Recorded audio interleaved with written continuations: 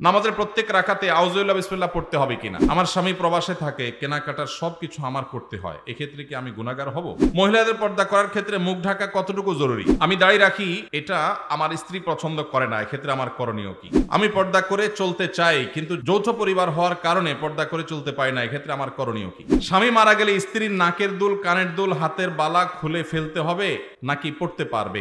হিন্দুদের দোকানে মিষ্টি খাওয়া যাবে কিনা? সকালে ঘর ঝাড়ু না দিলে কি গুনাহ হয়? ফজরের সময় ঘুম থেকে উঠতে দেরি হলে করণীয় কি? অ্যাক্সিডেন্টে কোনো মুসলিম মারা গেলে উনি কি শহীদি মর্যাদা পান? আমার স্বামী প্রবাসে থাকে, তিনি প্রতি মাসে একটা নির্দিষ্ট পরিমাণ টাকা পাঠান, কিন্তু অনেক মাসে তার চেয়ে বেশি টাকা আমার খরচ হয়ে যায়, তখন স্বামী আর টাকা পাঠাতে চায় না, তাই আমি অনেক সময় 1000 টাকা খরচ করে বলি 2000 টাকা খরচ হয়েছে। হুজুর, তাহলে এতে কি আমার অন্যায় বা পাপ হবে? কোনো ব্যক্তি মারা গেলে তার পক্ষ থেকে তার ছেলে কারো কাছে ক্ষমা চাইলে ওই ব্যক্তির ক্ষমা না করে, তাহলে তা মারা যাওয়া ব্যক্তির কি হবে? বোনদের সম্পত্তি ভাইরা বাবার কাছ থেকে লিখে নিয়েছে, এখন ভাইরা বলতেছে বাবা লিখে দিছে, আমরা কি করব? রোজা অবস্থায় গীবত করলে কি হয়? বিড়ি সিগারেট বিক্রি করার উপার্জন হালাল নাকি হারাম?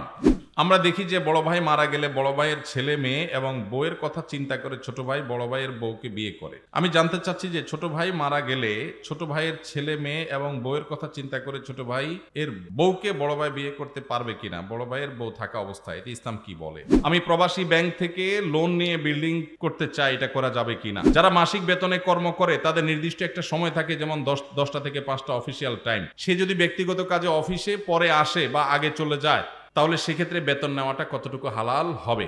অনেক সময় কোনো মুসলমানের পরিচয় উল্লেখ করতে গিয়ে লেখা হয় তিনি অমুক সম্ভ্রান্ত মুসলিম পরিবারে জন্মগ্রহণ করেছেন। প্রশ্ন হলো, মুসলমানের মধ্যে আবার সম্ভ্রান্ত অসম্ভ্রান্ত বলতে কিছু আছে কিনা? আমরা যদি কোনো রাজনৈতিক দলকে সাপোর্ট করি এবং সে ক্ষমতায় বসে যদি কোনো অপরাধমূলক কাজ করে বা অন্যায় করে, তাহলে কি তার সাপোর্ট করার কারণে আমাদের সমান পাপের ভাগীদার হবে? সমাজে কিছু ব্যক্তি যারা সুদ খায়, এরকম কিছু ব্যক্তি আছে যারা মসজিদ পরিচালনা কমিটিতে যুক্ত থাকে, এদের বিষয়ে কি বলবেন? এলাকায় কিছু লোক আছে যারা বিয়ের সম্বন্ধ আসলে ভেঙে দেয়, তাদের সম্পর্কে কিছু বলেন। খুব দরকারি একটা প্রশ্ন ভাই, খুব দরকারি একটা প্রশ্ন।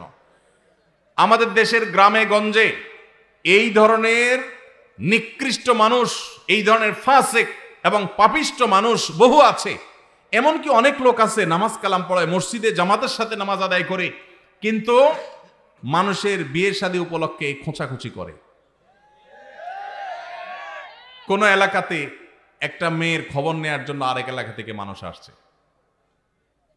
আসছে এলাকাতে আপনাকে পাইছে একটা পুকুরের ঘাটে উজু করতেছেন, দেখছে যে মসজিদের পুকুরের ঘাট, উজু করতেছে, বেচারা নামাজি মানুষই হবে। জিজ্ঞাসা করছেন, ভাই সালাম আলাইকুম, আপনাদের এলাকায় অমুক মেয়েটার সম্পর্কে কিছু জানেন কিনা? আপনি চিন্তা করছেন, আরে তো আপনার শত্রুর মেয়ে, আপনার সাথে তার আইল ঠেলাঠেলি আছে, এই চান্সে আপনি শত্রুতা উদ্ধার করার জন্য বলছেন, ভাই আল্লাহ বাঁচাইছে আপনি আমার কাছে আসছেন ভাই। এই বইলা যে আপনি একটা শয়তানি শুরু করে দিলেন, আস্ত ডাহা ডাহা মিথ্যা কথা বলে ওই বিয়েটা ভাঙে দিলেন। এই কাজটা শুধু মিথ্যা না, আল্লাহর জমিনে আল্লাহর আরশ কাঁপার মতো সবচেয়ে ভয়াবহ অপরাধগুলোর মধ্যে থেকে একটি। কারণ এখানে একটা নিষ্কলুষ চরিত্রে আপনি কালিমা দিলেন, একজন নিরপরাধ মানুষ সম্পর্কে মিথ্যাচার করলেন, আবার নিজে মিথ্যা কথা বললেন, আবার ওই লোকটাকে অসত্য সংবাদ দিলেন, মিথ্যা সাক্ষ্য দিলেন। অনেকগুলো কবিরা গুনার সমাহার এখানে আছে, একটা কবিরা গুনাহ নয়, অনেকগুলো কবিরা গুনাহ একযোগে হচ্ছে, আপনি টেরও পাচ্ছেন না। জাহান্নামে যাওয়ার জন্য বেশি কিছু দরকার হবে না ভাই। আবার দেখা যায় নিজের পক্ষের লোক সম্পর্কে যদি জিজ্ঞাসা করে, ভাই অমুক ছেলেটা সম্পর্কে কি জানেন? ছেলেটা আপনার বোনের ছেলে, বাইগনা, আপনার কাছেই আসছে। আপনি চিন্তা করলেন, হায় হায় আল্লাহ বাঁচাইছে যে আরেকজনের কাছে যায় নাই, ছেলের গুদুর আছে, বহুত বদনাম আছে। আপনি বলতেছেন, ভাই আমাদের এই গ্রামে যদি একটা ফেরেশতার মতো ছেলে থাকে তো এই ছেলে আছে ভাই, একের ছেলে একের। এই ক্ষেত্রেও আপনি ওই মেয়েওয়ালাদেরকে, মেয়ে পক্ষকে মিথ্যা তথ্য দিয়ে তাদেরকে ক্ষতিগ্রস্ত করলেন, বিভ্রান্ত করলেন, মিথ্যা সাক্ষ্য দিলেন, এক্ষেত্রেও আপনি অপরাধী। তাহলে কি করবেন? যতটুকু সত্য ততটুকু বলবেন। সত্য বলার মতো যদি বুকে বল না থাকে, যদি মনে হয় সত্য বললে আমি মাইদ্যের খাওয়া লাগবে, তাহলে বলবেন, ভাই সরি, অন্য কেউ যারা চিনে জানে তাদেরকে জিজ্ঞাসা করেন, আপনি অ্যাভয়েড করে যান। কিন্তু বলতে যখন যাবেন তখন আপনাকে সত্য বলতে হবে। নবী সাল্লাল্লাহু আলাইহি সাল্লাম বারবার আমাদেরকে সতর্ক করেছেন। তিনি বলেছেন, যদি তোমাকে কিছু বলতে হয় ফালিয়াকুল খায়রা আও লিয়াসমুত, তাহলে ভালো সত্য যেটা সেটাই বলবে, আর না হলে চুপ থাকবে। কিন্তু বলতে গিয়ে মিথ্যা বলা যাবে না। অনেক ভাইরা আছেন এই অপকর্ম করেন, কোনো কারণ ছাড়াই করেন, অযথা খোঁচাখুচি করেন, আছে না নাই? এই বিয়ে ভাঙার তালে এগুলো হলো মানুষরূপী শয়তান। আপনি যদি আস্ত মানুষের সুরতে শয়তান দেখতে চান, এইরকম বিয়ে ভাঙাভাঙির কাজ যারা করে এরা হলো সে মানুষরূপী শয়তান। কেন বলেছি জানেন? কারণ ইবলিস শয়তান সবচেয়ে বেশি খুশি হয় একটা সংসার ভেঙে দিলে। একটা সংসার ভেঙে দিলে শয়তান সবচেয়ে বেশি খুশি হয়, অন্য কোনো কাজে শয়তান এত খুশি হয় না। আর এই লোকটা একটা বিয়ে হতে যাচ্ছিল, মিথ্যা কথা বলে ভেঙে দিয়েছে, অথবা অজাগা বিয়ের ব্যবস্থা করে দিয়েছে মিথ্যা তথ্য দিয়ে। এই লোকটা শয়তানের সে কাজটা করেছে। আল্লাহ আমাদেরকে এই দুশ্চরিত্র থেকে বেঁচে থাকার তৌফিক দান করুন। যারা এই সমস্ত খারাপ কাজের বদভ্যাস আছে, আল্লাহর ওয়াস্তে তারা ছেড়ে দেন, আল্লাহকে ভয় করেন। সকালে ঘর ঝাড়ু না দিলে কি গুনাহ হয়? না ভাই, ঘর ঝাড়ু না দিলে কোনো গুনাহ হয় না। এগুলো কুসংস্কারের কথা। আগের যুগের মানুষরা নিজের বৌমা, পোলাপান এগুলাকে সোজা রাখার জন্য অনেক জাল হাদিস বানাইতো। এটা সেরকমই একটা। ধরেন বৌমাদেরকে দৌড়ের উপর রাখার জন্য একটা জাল হাদিস বানাই দিল, সকালে ঘর ঝাড়ু না দিলে গুনাহ হয়। এবার বৌমা সকালে উঠা ঘর ঝাড়ু দিবেই দিবে। তো আল্লাহর নামে, নবীর নামে মিথ্যাচার এগুলা করা উচিত না। ঘর ঝাড়ু দিলেন কি না দিলেন এর সাথে গুনাহের কোনো সম্পর্ক না। তবে হ্যাঁ, বাসাবাড়ি পরিচ্ছন্ন রাখা উচিত, সেটা সকালে হোক আর বিকালে হোক। ফজরের সময় ঘুম থেকে উঠতে দেরি হলে করণীয় কি? দেরি হলে কোনো একদিন হঠাৎ দেরি হয়ে গেছে, তাহলে যখন উঠছেন তখন নামাজ পড়বেন। মান্না মান সালাতিন আও নাসিহা ফালিউসাল্লিহা যাযাকারা ফাইন্না যালিকা ওয়াক্তুহা।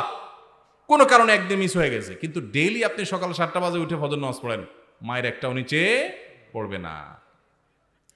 অ্যাক্সিডেন্টে কোনো মুসলিম মারা গেলে উনি কি শহীদি মর্যাদা পান? 5 শ্রেণী মানুষকে নবী সাল্লাল্লাহু আলাইহি সাল্লাম শহীদ বলেছেন, অর্থাৎ শহীদের মর্যাদা পাবে। অরিজিনাল শহীদ না, কিন্তু মর্যাদা পাবে। অরিজিনাল শহীদ তো যে আল্লাহর রাহে শহীদ হয়। আর এই 5 শ্রেণী মানুষ যারা শাহাদাতের মর্যাদা পাবে, সেই মানুষগুলোর মধ্যে থেকে 1 শ্রেণী মানুষ হলো কোনো দেয়াল চাপা, ওয়াল চাপা, কোনো কিছু চাপা পড়ে মারা গেলে, এখন গায়ের নিচে চাপা পড়ে মারা গেলে আশা করা যায় আল্লাহ তাআলা তাকে শাহাদাতের মর্যাদা দিবেন। স্বামী মারা গেলে স্ত্রীর নাকের দুল, কানের দুল, হাতের বালা খুলে ফেলতে হবে নাকি পড়তে পারবে? স্বামী মারা যাওয়ার পর স্ত্রীকে ইদ্যত পালন করতে হয় 4 মাস 10 দিন। এই 4 মাস 10 দিনের ভিতরে সে অন্যত্র বিয়ে বসতে পারে না, 4 মাস 10 দিনের পরে বসতে পারে। যেই ঘরে থাকে সেই ঘরে, ঘরে বলতে কোনো রুমের ভিতরে না, যে বাড়িতে থাকে ওই বাড়ির চৌহদ্দির মধ্যে থাকেন। দূর দূরান্তে ডাক্তার দেখানো বিশেষ প্রয়োজন ছাড়া বাহিরে যাবেন না, সাজগোজ করবেন না। কিন্তু এর মানে এই না যে হিন্দুদের মতো স্বামী মারা গেলে স্ত্রী সারা জীবন সাদা পোশাক পরে থাকতে হবে, সাদা শাড়ি পরা, এরকম কোনো কথা নেই। সাধারণ পোশাক আশাক তিনি পরে থাকবেন, আর সাজসজ্জা করবেন না। সেজন্য তার ওই যে গহনা টহনা পরে সাজসজ্জা করা সেগুলো করবেন না, এগুলো খুলে রাখবেন। আবার ইদ্যত যখন শেষ হবে তখন আবার স্বাভাবিক জীবনে ফিরে যাবেন। কোনো ব্যক্তি মারা গেলে তার পক্ষ থেকে তার ছেলে কারো কাছে ক্ষমা চাইলে ওই ব্যক্তির ক্ষমা না করে, তাহলে তা মারা যাওয়া ব্যক্তির কি হবে? যদি ক্ষমা করার মতো কোনো ইস্যু থাকে আর ক্ষমা না করে, সে অবশ্যই দায়ী থাকবে। ক্ষমা করার চেষ্টা করা উচিত। ক্ষমা করলে আল্লাহ তাআলা পছন্দ করেন এবং ভালোবাসেন ক্ষমাশীলকে। বোনদের সম্পত্তি ভাইরা বাবার কাছ থেকে লিখে নিয়েছে, এখন ভাইরা বলতেছে বাবা লিখে দিছে, আমরা কি করব? এই ভাইকে কিয়ামতের ময়দানে আল্লাহ রাব্বুল আলামিন ছাড় দিবেন বলে মনে হয় না, বোনদের হক মেরে চললে। অনেক ফ্যামিলিতে এটা হয় যে বাবা লিখে দিছে, এখন ভাই বলে ভাই আমি কি করব, বাপ তো আমাকে দিছেন। আপনি কি করবেন? খুব সোজা অঙ্ক। আপনাকে বাপ দিয়া ভুল করছেন, আপনি এখন সেটা ব্যাগ দিবেন, বাস শেষ। আপনারে ব্যাগ দিতে তো কেউ নিষেধ করে নাই। শেয়ানা পাবলিক বলে যে বাপে লিখে দিছে, আমি কি করব? বাপে যদি ভুল করে তাহলে সেটাকে আপনি সংশোধন করবেন, আপনি এখন বোনেরটা বোনে ফেরত দিয়ে দিবেন, বাস এটা হলো কর্তব্য, না হলে গুনাহগার হবেন। হিন্দুদের দোকানে মিষ্টি খাওয়া যাবে কিনা? হিন্দুদের দোকান থেকে যদি আপনি মিষ্টি কিনেন সেটা হালাল হলে আপনি খেতে পারেন। এখন যদি হারাম হয় সেটা খেতে পারবেন না। এখন হালাল কি হারাম এটা যদি আপনার সন্দেহ তৈরি হয় যে অনেক ক্ষেত্রে তারা আপনার কোনো নাপাক জিনিস তারা পবিত্র মনে করে মিশায় কিনা, সন্দেহ যদি আপনার তৈরি হয় তাহলে সেটা খাবেন না, অ্যাভয়েড করবেন। যদি হালাল নিশ্চিত জানেন তাহলে খেতে অসুবিধা নাই। আর যদি হারাম হালালের মধ্যে সন্দেহ থাকে তাহলে সন্দেহের ঊর্ধ্বে থাকাই হলো তাকওয়ার দাবি। রোজা অবস্থা গীবত করলে কি হয়? রোজা অবস্থা গীবত করলে রোজার অঙ্গহানি হয়, রোজার কোয়ালিটি নষ্ট হয়। নবী সাল্লাল্লাহু আলাইহি ওয়াসাল্লাম বলেছেন, অনেক লোক রোজা রাখে, রুব্বা সাইমিন লাইসা লাহু মিন সিয়ামিহি ইল্লাল জু'। অনেক লোক রোজা রেখে উপোস থাকা ছাড়া কোনো লাভ হয় না, কারণ রোজা রাখে আবার গীবত করে, মিথ্যা কথা বলে, অনর্থক কাজ করে। নবী সাল্লাল্লাহু আলাইহি ওয়াসাল্লাম আরো বলেছেন, মাল্লাম ইয়াদা কাউলা যুরি ওয়াল আমাল বি ফালাইসা লিল্লাহি হাজা আন ইয়াদা তাআমাহু ওয়া শারাবা। যে ব্যক্তি রমজানে রোজা রেখে মিথ্যা কথা মিথ্যা কাজ ছাড়লো না, তার উপোস থাকাতে আল্লাহর কোনো ঠেকা পড়ে নাই। রমজান রোজাকে আপনাদের সার্থক করার জন্য এবছর একটা ছোট্ট নতুন বই আমাদের আসছে, মাহে রমজানের 27 আমল, মাসনুন আমল। বইটা ইনশাআল্লাহ সপ্তাহের ভিতরে চলে আসবে, আশা করি এটা আপনাদের উপকার আসবে ইনশাআল্লাহ। বিড়ি সিগারেট বিক্রি করার উপার্জন হালাল নাকি হারাম? যেই জিনিস খাওয়া, পান করা, ব্যবহার করা হারাম, ওইটার কেনা বেচা করাও। ইসলামে যে জিনিসটা খাওয়া, পান করা, ব্যবহার করা নিষেধ, সেটার বেচা কেনা করাটাও। দোকানদার নিজে লম্বা দাড়িওয়ালা নামাজি মানুষ, হাজি সাহেব মানুষ, নিজে বিড়ি সিগারেট খায় না, নিজের 14 গোষ্ঠীও খায় না, কিন্তু বেচে, তাহলে তার উপার্জন হালাল হবে না। এখন প্রশ্ন হলো, একটা দোকানে অনেক আইটেম আছে, একটা নাজায়েজ বা গুনাহের আইটেম বেচার কারণে সবগুলো যে হারাম হয়ে যাবে তা না। এইটা বিক্রি করে যে লাভ করছে ওইটা নাজায়েজ হবে, বাকি যেগুলো হালাল আছে, চাল ডাল বিক্রি করছে সেগুলো হালাল হবে। অবশ্য চাল ডাল বিক্রি করলেই যে হালাল হবে এমন না, যদি দেশি মশারের সাথে ইন্ডিয়ান মশারে মিশিয়ে বিক্রি করেন হালাল হবে না হারাম হবে? আইটেম হালাল হলেও 2 নম্বরই করার কারণে উপার্জনটা হারাম হয়ে যাবে। তো এই জন্য যারা মুদি দোকানদারি করেন তারা বলবেন, ভাই তাহলে বিড়ি সিগারেট ছাড়া তো দোকান চলে না, কি করব? এটাই তো আপনার চ্যালেঞ্জ। আল্লাহর জন্য আপনি স্যাক্রিফাইসটা কি করলেন? কিয়ামতের ময়দানে আল্লাহর কাছে জান্নাত চাইবেন কোন মুখে? এটাই তো স্যাক্রিফাইস। স্যাক্রিফাইসের বিনিময়ে তো জান্নাত আশা করবেন। আপনি আল্লাহর জন্য হারাম জিনিস বিক্রি করলেন না, দোকানে লেখা দিলেন, ভাই আমি এই যে আমাদের মুসলমানদের রক্তচোষা যারা, তাদের জিনিস রাখি না, বিড়ি সিগারেট রাখি না, ধূমপান আইটেম রাখি না, এগুলো এই দোকানে বিক্রি করা হয় না, লেখা টাঙ্গায় দিছেন। এতে কিছু বিড়িখোর, সিগারেটখোর, গাঞ্জাখোর কাস্টমার কমবে, এতে আপনার টাকা ক্যাশে একটু কম আসবে। ওই টাকা যদি আসতো ওইটা এমনিই বরকত নষ্ট করে দিত। ওই বেবরকতি গাঞ্জাখোর আর বিড়িখোর, সিগারেটখোরের টাকা না আসলে আপনার আল্লাহ তাআলা না খাওয়ায় মারবে না ইনশাআল্লাহ। এর জন্য হিম্মত দরকার হয়, হিম্মত। কিছু কেনাবেচা কম হোক, কিছু কাস্টমার কম আসুক, আমি একটু কম খাবো, আমার ইনকাম একটু কম হবে, বিনিময়ে আমি জান্নাত পাবো ইনশাআল্লাহ।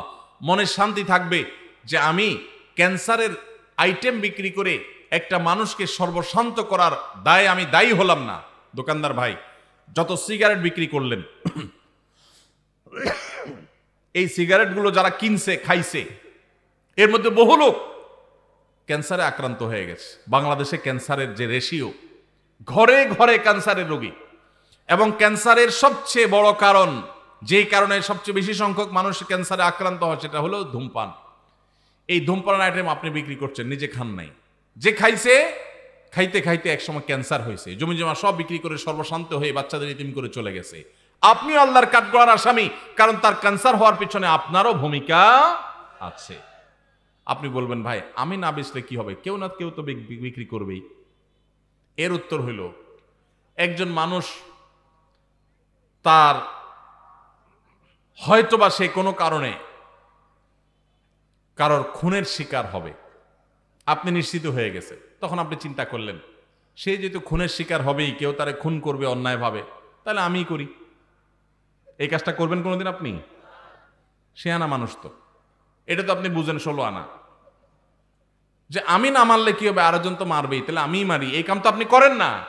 তাহলে এই লোকটা অন্য কারোর কাছ থেকে বিড়ি সিগারেট কিনে খায়া ক্যান্সার হইয়া মরবে, সন্তানদের অসহায় করে রেখে যাবে, সর্বশান্ত হয়ে যাবে, এর জন্য কেউ বিক্রি করে করুক, আমি করব না।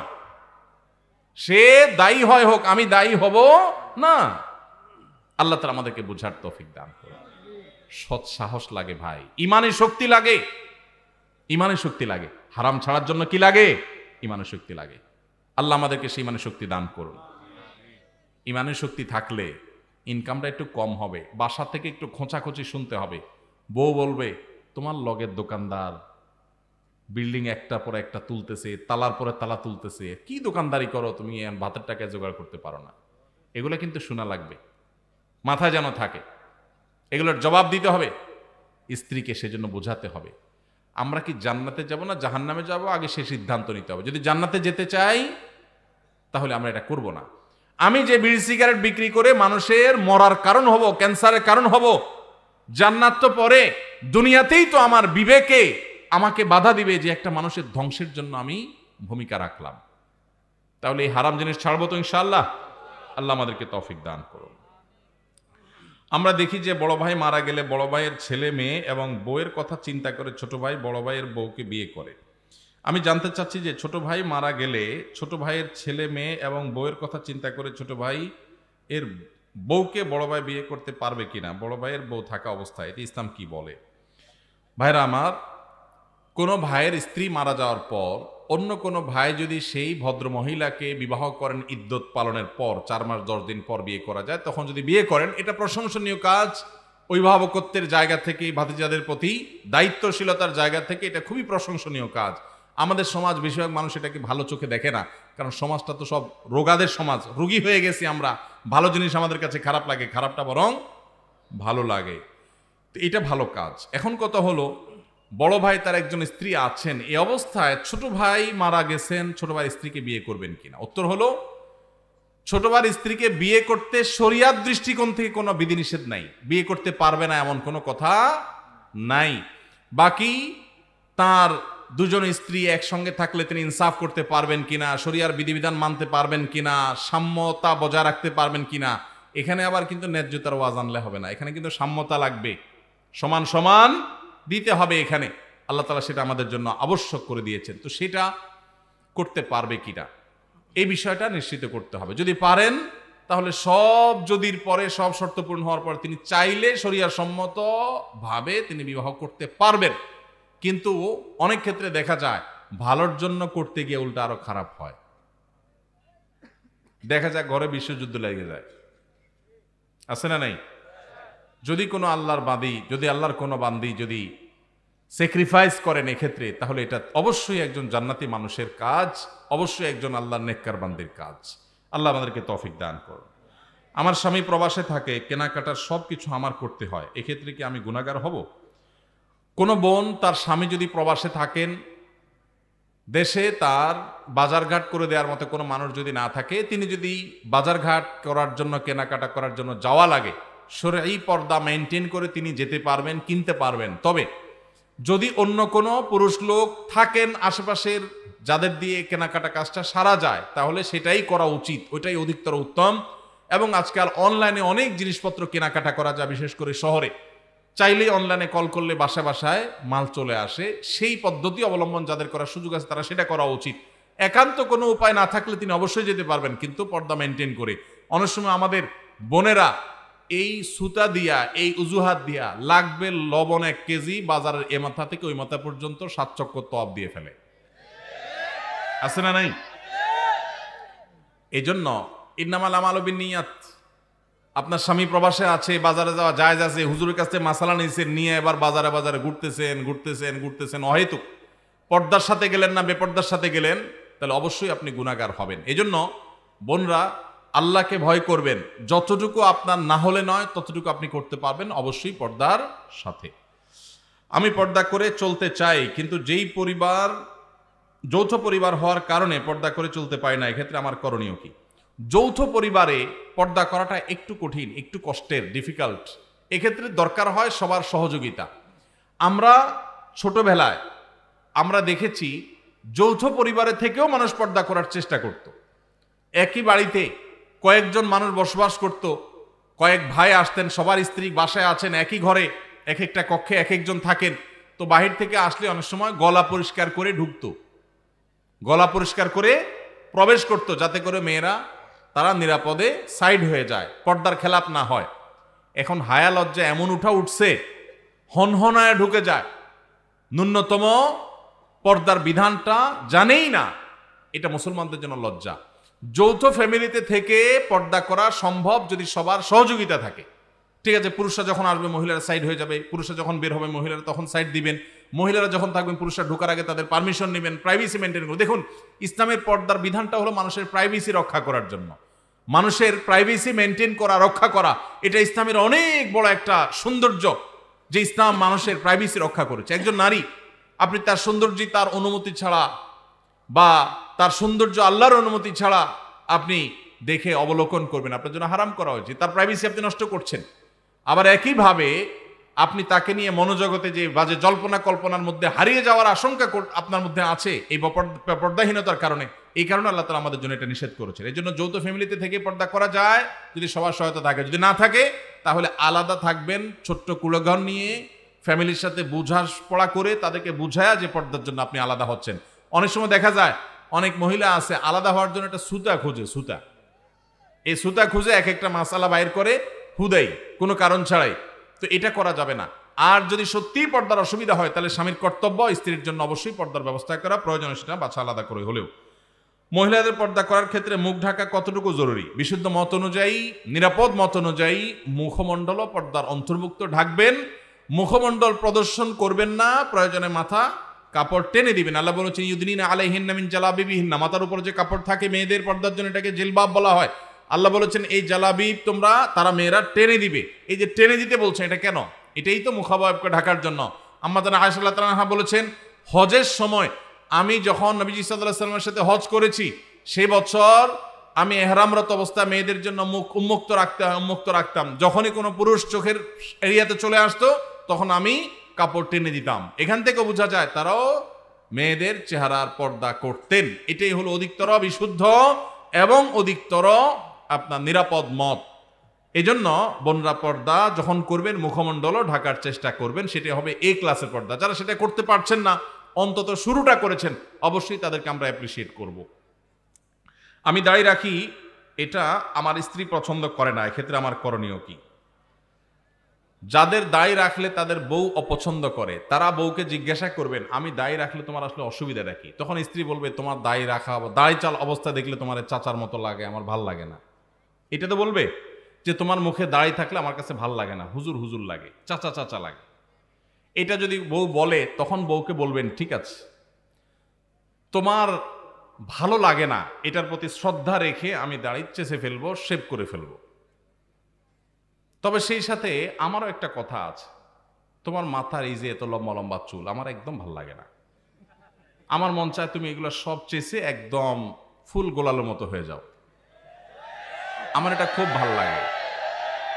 আপনি যখন এটা বলবেন আপনার স্ত্রী যিনি দাড়ি পছন্দ করছেন না তিনি তখন আপনাকে যেটা রিপ্লাই দিবে সেটা হলো তিনি বলবেন তোমার আসলে ডাক্তার দেখানো উচিত, তোমার মাথার সমস্যা হয়ে গেছে।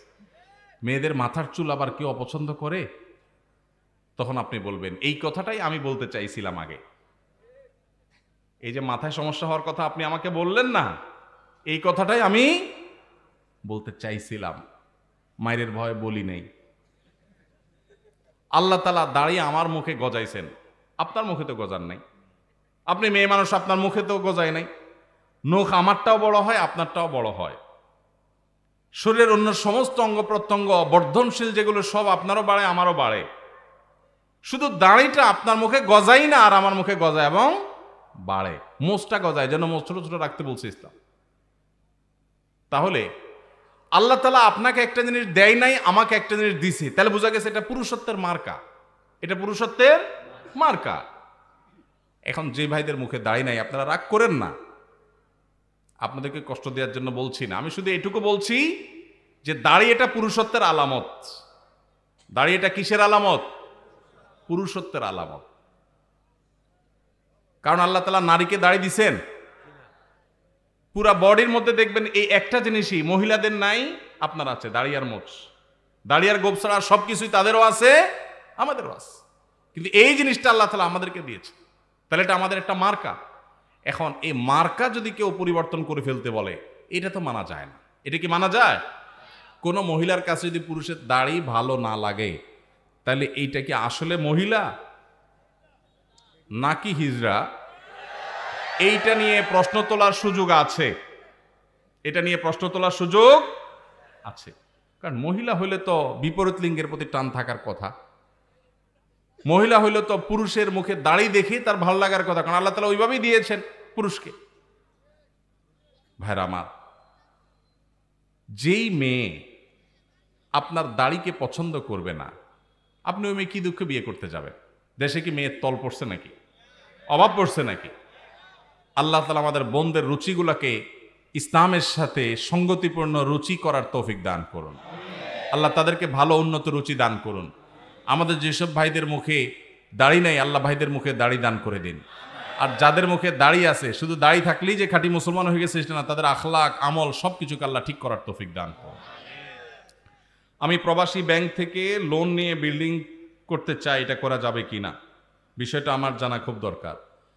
আপনি কি প্রবাসী ব্যাংক থেকে নেবেন, না দেশি ব্যাংক থেকে নেবেন, না অন্য কোন নামের ব্যাংক থেকে নেবেন, সেটা বিষয় না। বিষয় হলো সুদভিত্তিক লোন নিলে সেটা হারাম। কোন ব্যাংক থেকে নিচ্ছেন সেটা ম্যাটার না। ব্যাংক থেকে যদি সুদভিত্তিক লোন নেন সেটা কি হারাম। আপনি বাড়ি করার জন্য সুদভিত্তিক লোন নেন, সেটা হারাম হবে। প্রয়োজনে আপনি ভাড়া বাড়িতে থাকবেন, কুড়ের ঘরে থাকবেন, কিন্তু হারামে জড়াবেন না। আল্লাহ আমাদেরকে বুঝদান করুক। বেশিরভাগ গ্রামে শহরে এখন মানুষ কথায় কথায় সুদের কারবার করে। সুদ যে কত ভয়াবহ, আল্লাহ তাআলা সুদের কারবারকারীকে যুদ্ধের ঘোষণা দিয়েছেন, যুদ্ধের ঘোষণা। ফাআযানু বিহারবি মিনাল্লাহি ওয়া রাসূলি, ভয়ঙ্কর ব্যাপার। কিন্তু গোটা পৃথিবীর অর্থনীতি দাঁড়িয়ে আছে সুদের উপরে। অনেক দীর্ঘ আলোচনা দরকার, আমার হাতে সময় নাই। আমি গোটা পৃথিবীর সংশোধনের দায়িত্ব নেই নাই, আমি আমার দায়িত্ব নিয়েছি। আল্লাহ আমাকে আমার সময় জিজ্ঞাসা করবে, এজন্য আমি সুদের কারবার করব না ইনশাআল্লাহ। যারা মাসিক বেতনে কর্ম করে তাদের নির্দিষ্ট একটা সময় থাকে, যেমন 10টা থেকে 5টা অফিসিয়াল টাইম। সে যদি ব্যক্তিগত কাজে অফিসে পরে আসে বা আগে চলে যায়, তাহলে সেক্ষেত্রে বেতন নেওয়াটা কতটুকু হালাল হবে? খুবই দরকারি প্রশ্ন। আমাদের অনেক ভাইরা আছেন, চাকরি করেন বিভিন্ন কোম্পানিতে, সরকারি বেসরকারি প্রতিষ্ঠানে। যেই কয় ঘন্টা ডিউটির জন্য আপনি চুক্তিবদ্ধ, ওই কয় ঘন্টা ডিউটি যদি আপনি ফাঁকি দেন, পরে আসেন, আগে চলে যান, আর কাজের ফাঁকে নিজের কাজ কাম করেন, মোবাইল টিপাটিপি করেন, ফাঁকি ঝুঁকি দেন, তাহলে তাদের ওই ফাঁকি ঝুঁকি দেওয়ার সময়টার যে ইনকামটা, ওইটা হারাম হবে। সেই ইনকামটা কি হবে? হারাম হবে। অনেক হারাম আছে আমরা যেগুলো জানি না। সুদ খাওয়া হারাম আমরা জানি, ঘুষ খাওয়া হারাম আমরা জানি, কিন্তু চাকরির মধ্যে এই যে ফাঁকি ঝুঁকি দিয়ে টাইম নষ্ট করে ওই টাইমের বেতন আমি নিচ্ছি, এটা যে হারাম, এটা আমাদের বেশিরভাগ মানুষের সেন্সও নাই। ভাইরা আমার, আল্লাহর ভয়ে আমানতদারিতা রক্ষা করতে হবে। মুসলমান কখনো আমানতের খেয়ানতকারী হতে পারে না।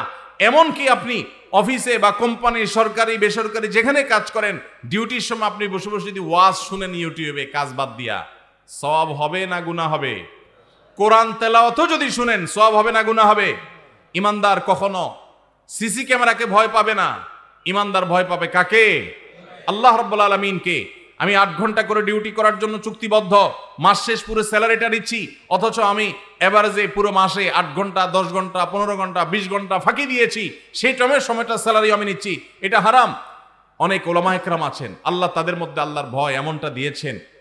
টুমচর আলিয়া মাদ্রাসা বাংলাদেশের সবচেয়ে প্রাচীন মাদ্রাসাগুলোর একটা, সবচেয়ে পুরাতন মাদ্রাসাগুলোর, শতবর্ষী মাদ্রাসাগুলোর একটা হলো লক্ষ্মীপুর জেলার টুমচর আলিয়া মাদ্রাসা। টুমচর আলিয়া মাদ্রাসার প্রিন্সিপাল ছিলেন শেখ হারুন আল মাদানী হাফিজাউল্লাহ, এখনো বেঁচে আছেন, সিনিয়র আলেমে দ্বীন, লক্ষ্মীপুরের কৃতি সন্তান। শেখ হারুন আল মাদানী তিনি কিছুদিন আগে রিটায়ারমেন্টে গেছেন। কিছুদিন আগে বলতে 2-3 বছর হয়েছে সম্ভবত। তিনি রিটায়ারমেন্টে গেছেন, প্রিন্সিপাল ছিলেন ওই প্রতিষ্ঠান থেকে, তিনি অবসরে গেছেন। অবসরে যাওয়ার সময় তিনি যা সুযোগ সুবিধা পেয়েছেন, সেখান থেকে একটা চেক লিখে একটা বড় অ্যামাউন্ট, কয়েক লাখ টাকার একটা অ্যামাউন্ট তিনি মাদ্রাসার ফান্ডে দিয়ে দিছেন।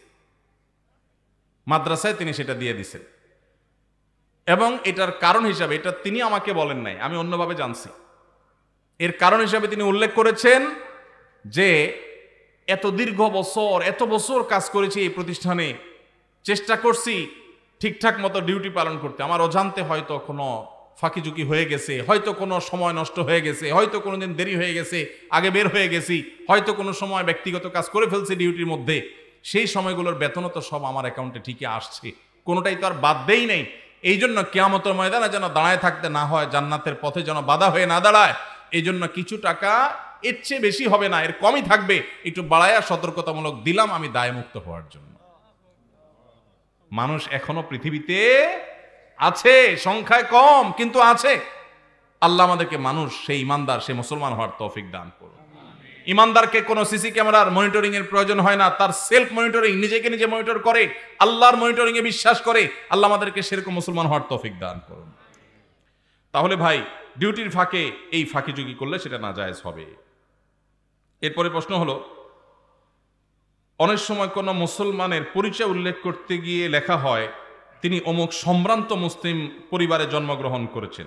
প্রশ্ন হলো, মুসলমানের মধ্যে আবার সম্ভ্রান্ত অসম্ভ্রান্ত বলতে কিছু আছে কিনা, খুবই দরকারি এবং যৌক্তিক প্রশ্ন। এই প্রশ্ন এর আগেও কোথাও আমাকে করা হয়েছে এবং এ বিষয়ে অনেক বছর আগে আমি আমার একটা ফেসবুক আইডি ছিল, এখন আর নাই, সেটা ডিঅ্যাক্টিভ হয়ে গেছে, ওইটাতে আমি এই বিষয়ে লিখেছিলাম।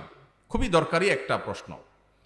কোনো মানুষ তার পরিচয় পেপার পত্রিকায় দিতে গিয়ে বা কোনো সভা সমাবেশে দিতে গিয়ে অনেক সময় আমরা বলি তিনি অমুক জেলার অমুক থানার অমুক গ্রামের একটি সম্ভ্রান্ত মুসলিম পরিবারে জন্মগ্রহণ করেছেন, এটা তার ধর্মীয় পরিচয়।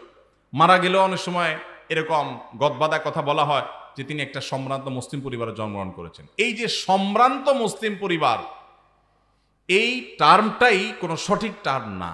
কেন?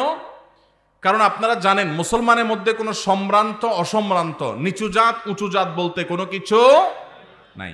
আল্লাহ কোরআনে বলেছেন ইন্না আকরামাকুম ইনদাল্লাহি আত্তাকুম। এর আগে আল্লাহ বলেছেন ইন্না খালাকনাকুম শুউবান ওয়া ক্বাবাইলা লিতাআরাফু। তোমাদেরকে বিভিন্ন গোত্রে বংশে আল্লাহ তাআলা সৃষ্টি করেছেন। কেন? আল্লাহ বলেছেন পরিচয়ের সুবিধার্থে। কোন গোত্রে জন্ম নিলে সে সম্ভ্রান্ত হয়, আবার কোন গোত্রে জন্ম নিলে অসম্ভ্রান্ত হয়, এই ধারণা ইসলামে নাই। ইন্না আকরামাকুম ইনদাল্লাহি আতকাকুম, তোমাদের ভিতরে সবচেয়ে সম্মানিত সে যার মধ্যে তাকওয়া সবচাইতে বেশি। হিন্দুদের মধ্যে আমরা আছে জানি উঁচু জাত নিচু জাত, মুসলমানদের মধ্যে এরকম উঁচু জাত আর নিচু জাত বলতে কোনো কিছু নাই। সকল মুসলমান আল্লাহর কাছে সম্মানিত যদি তাকওয়া থাকে, আর তাকওয়া যদি না থাকে, যত তথাকথিত নামকরা ফ্যামিলিতে জন্মগ্রহণ করুক না কেন, রাজবংশ জন্ম করুক না কেন, আল্লাহর কাছে সে নিকৃষ্ট, সে কখনো আল্লাহর কাছে মর্যাদাপূর্ণ না। এই জন্য সম্ভ্রান্ত মুসলমান আর অসম্ভ্রান্ত মুসলমান বলতে কোনো পার্থক্য বা ব্যবধান ইসলামে নাই। নামাজের প্রত্যেক রাকাতে আউযুবিল্লাহ বিসমিল্লাহ পড়তে হবে কিনা? আমরা যখন নামাজ পড়ব প্রত্যেক রাকাতের শুরুতে, আমরা যখন সূরা ফাতিহা পড়ব, অন্য সূরা মিলাবো, এই সূরা ফাতিহার শুরুতে আউযুবিল্লাহি মিনাশ শাইতানির রাজিম বিসমিল্লাহির রহমানির রহিম দুইটাই পড়ে তারপরে সূরা ফাতিহা পাঠ করতে হবে। এটা সুন্নাত প্রত্যেক রাকাতে। আর সূরা ফাতিহার পরে যখন আরেকটা সূরা মিলাবো তখন কি বলতে হবে? বিসমিল্লাহির রহমানির রহিম পড়তে হবে। পড়ে আপনি নামাজ শেষ করবেন। এটা হলো সুন্নাহ। কোনো কারণে যদি ছুটে যায় নামাজ হয়ে যাবে, কিন্তু শুরুতে আউযু বিসমিল্লাহ দুইটা আর সূরা মিলানোর শুরুতে শুধু বিসমিল্লাহ, এটা পড়া কি সুন্নাত। আমরা যদি কোনো রাজনৈতিক দলকে সাপোর্ট করি এবং সে ক্ষমতায় বসে যদি কোনো অপরাধমূলক কাজ করে বা অন্যায় করে, তাহলে কি তার সাপোর্ট করার কারণে আমাদের সমান পাপের ভাগিদার হবে?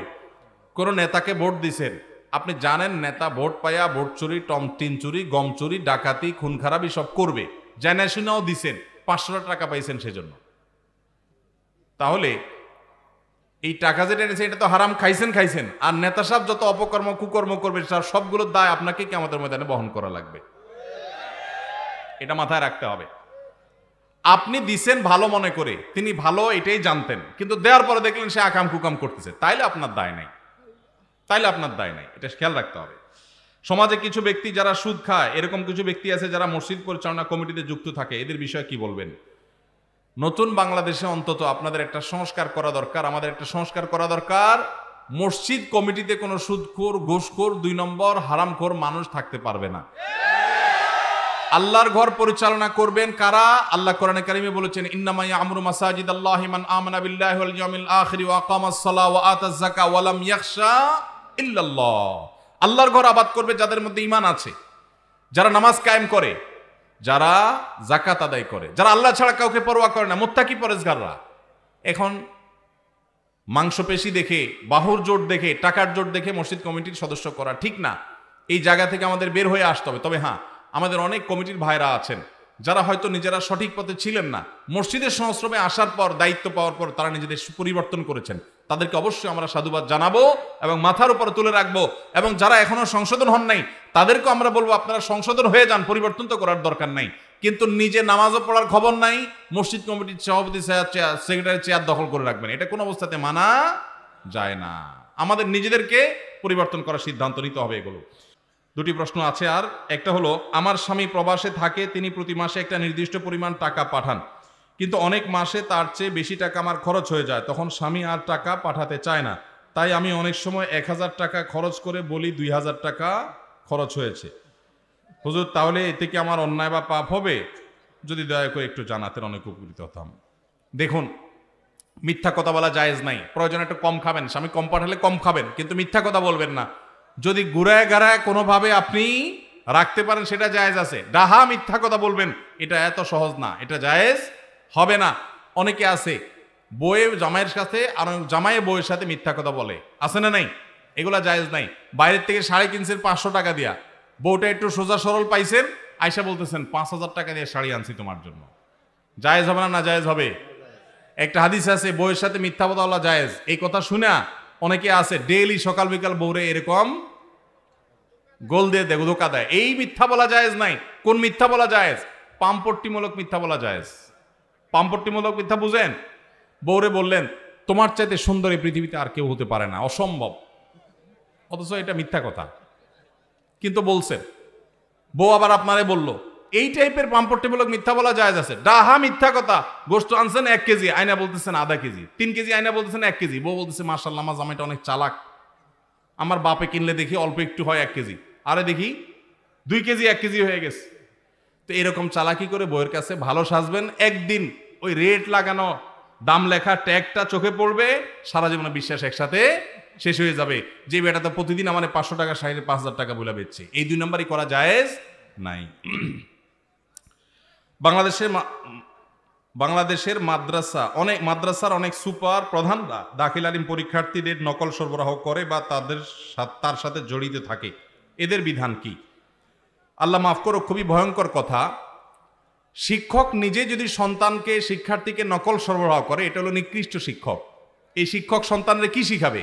শিক্ষক কেন, এখন বাপমা নকল টাকা দিয়ে কিনে এনে সন্তানকে সরবরাহ অনেক ক্ষেত্রে করে। এই বাপমা কোনো আদর্শ বাপমা হতে পারে না। আল্লাহ তাআলা আমাদের বাবা মা শিক্ষকদেরকে মানুষের মতো মানুষ হওয়ার তৌফিক দান করুন। যে প্রতিষ্ঠানের শিক্ষক বা শিক্ষা প্রতিষ্ঠান প্রধান এরকম 2 নম্বর কাজ করে, সেই প্রতিষ্ঠানের সন্তান পড়াবেন না। সেখান থেকে সন্তান মানুষ হবে না, ডাকাত হবে, অমানুষ হবে বা খারাপ জিনিস শিখবে। আল্লাহ আমাদের সন্তানদের ঈমান আমলকে হেফাজত করার তৌফিক দান করুন। জাযাকুমুল্লাহু খায়রা ওয়া আখিরু দাওয়ানা আলহামদুলিল্লাহি রাব্বিল আলামিন।